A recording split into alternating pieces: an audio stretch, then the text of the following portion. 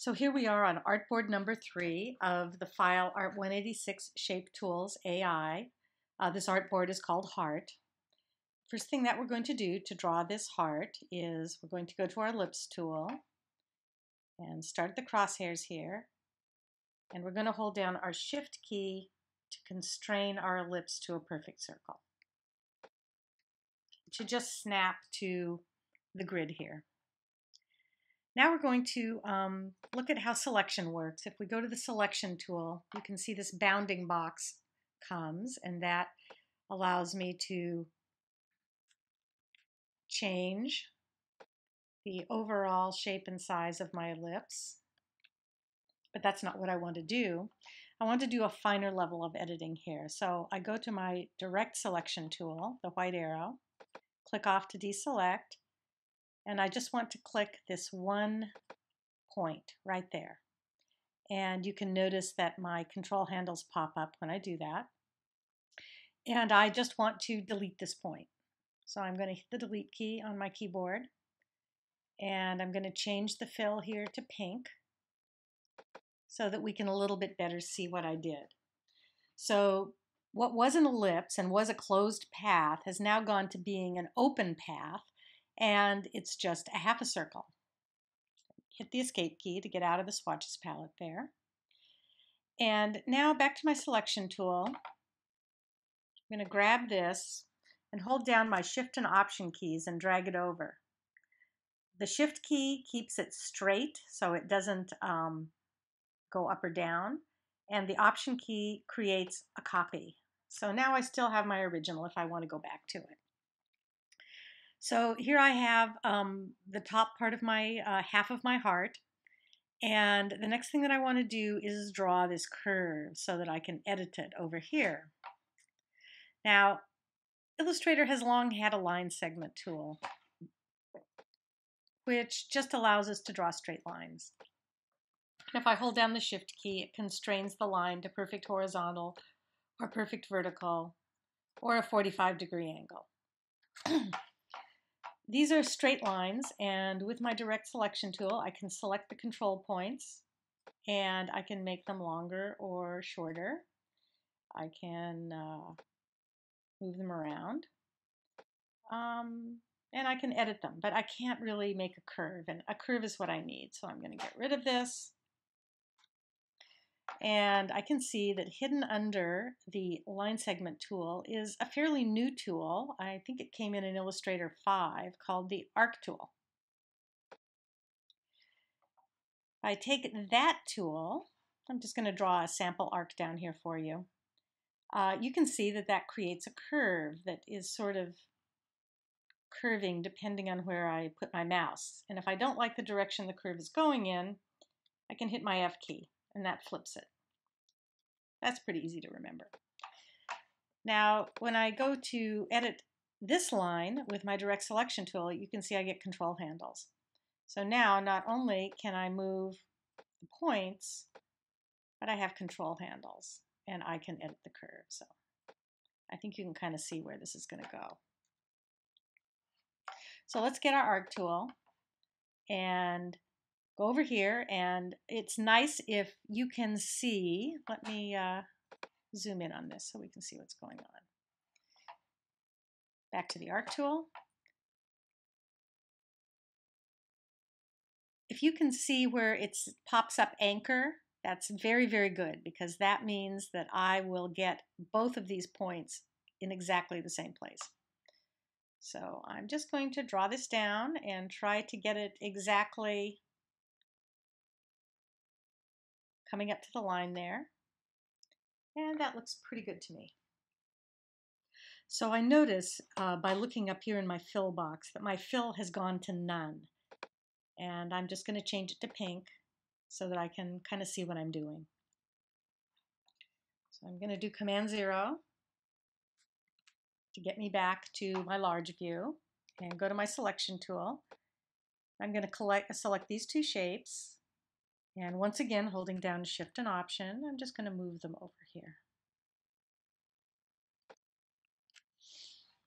Now going to my direct selection tool, I click off to deselect and I click back on. You can see my handles come up, and I can edit my curve. And your heart doesn't have to look exactly like my heart. In fact, it's totally fine if it doesn't. But that's kind of how mine is going to look. Now here is a chance for me to see how accurate I have been, because what I want to do next, you can see the way my fill is working, that because this is an open path, the fill is cutting across here. Because this is an open path, the fill is cutting across here. It's definitely not what I want. I want it to fill like this. So what I have to do is unite these 2 points here to create something, still be an open path, but it'll be half of the heart. Right now, those are just 2 separate shapes. So if I go and look here and I choose my selection tool, I can see I've actually done a very good job of getting these 2 points lined up. If you have not been quite so accurate, when you zoom in, what you'll see is something maybe a little like this, where you can see there's a break. And if I were to join these now, Illustrator would create like a little jaggy line there, and that is not what I want. So if you have this little problem, don't worry about it. It's very easy to fix. Just go to your direct selection tool, click off to make sure nothing else is selected.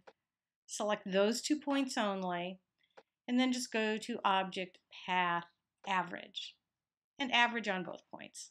Very good. Perfect.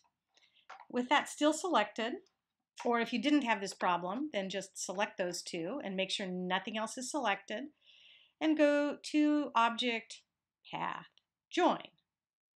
And we'll see right now that that did something great for us. That has taken us a lot further towards having a complete heart. Now we have a half a heart. So rather than going to all the work of drawing another half a heart, we're just going to take this one and reflect it. So I'm going to hold down my Shift and Option key again to make a copy, just in case I ever want to go back to my old one. Take it to here. And I had a little crosshair there, kind of covered it up. But I can work without that. If I go to my Rotate tool over here and I hold down, I can see that underneath it is the Reflect tool, or the keyboard command 0 will take you there. What I want to do now is zoom in so that you can see what's going to happen when I select it with the Reflect. When I go back to select that, go to my Reflect tool, you can see this little origin point has popped up there. And what that means is if I reflect it now, it's going to flip around that central point. I want it to flip around this point. So what I need to do is take my little crosshairs out here, line them up to the center, hold down my Option key, and click. That gives me the Reflection Tool dialog box. I can choose between horizontal and vertical. I definitely want vertical. And I could click Preview, which will show me what I'm going to get. That looks good. And instead of clicking OK, I want to click Copy, because I want to leave my original there. So Copy. Perfect. Now, this right now looks like my heart is complete, but it's not quite. Notice if I go to another color here, my heart is still divided. Escape. It is still 2 separate half hearts, like that. And so what I want to do is combine those or unite them. Once again, I got to double check a little here and see. Oh, I can see it's not as perfect accurate here as I would have liked. So I'm going to use average again. I'm going to take my direct selection tool, click off to make sure nothing's selected, and I'm just going to select those 4 points in the center. Object, Path, Average. In this case, not both axes, but vertical axis. That cleaned it up nicely for me. Beautiful. So now with my selection tool, I can click off to make sure nothing is selected. Select just those 2 points. And go to Object, Path, Join. I have to do the same thing down here. Click off. Object, Path, Join. Now I have a closed path. I go up here to Outline View, back to my selection tool just by keyboarding V. I now have a closed path, which is exactly what I wanted. Command Y to bring me back to here. Now, of course, there are all kinds of great things I can do with this heart. I'm going to start out by taking the stroke away because I don't think a black outline looks all that great. And I can change the color. I can fill it with a pattern I made earlier. I can put a gradient in it. I've got some of those in the document. And of course, I can infinitely option drag and copy it, scale it with or without my shift key, and generally play around with it. Before we close, I'm going to give you a little preview of the next lesson, which will be using the rotate tool. And we can use our heart here. Move my heart over here so it's centered on a grid line. And I'm going to fill it with a darkish color, say this dark red here. The way that the rotate tool works, remember that's over where the reflection tool was, is that naturally when you have an object already selected and you choose the rotate tool, it will create a rotation point in the center of the object. So if I were to just grab an edge of the object now, the object would rotate around its own center. Which is good to be able to do, but that's not what I want to do right now. I want to rotate the object around another point. So what I'm going to do is go down before I click on anything, find that point, and hold down my Option key and click. And that gives me the rotate dialog box. So I can now rotate this by any number of degrees around that point I just specified. And I'm going to choose something that goes into 360 degrees. So let's try, say, 18 degrees. And I'm going to click Copy. Oh, that's interesting. You can see it's rotating around that little center point. And I can go Object Transform, Transform again. But you'll notice there's a keyboard command, that Command D.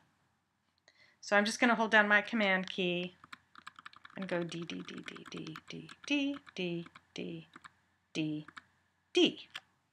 So that's kind of interesting. But we can't really see the shape of the heart very much, although I really like the way it's made this chrysanthemum look in the middle. But Illustrator now has quite good transparency capabilities. And if I go to my window here, I can pull up the transparency controls. And I can reduce my opacity. Do whatever I want. And that allows me to kind of see through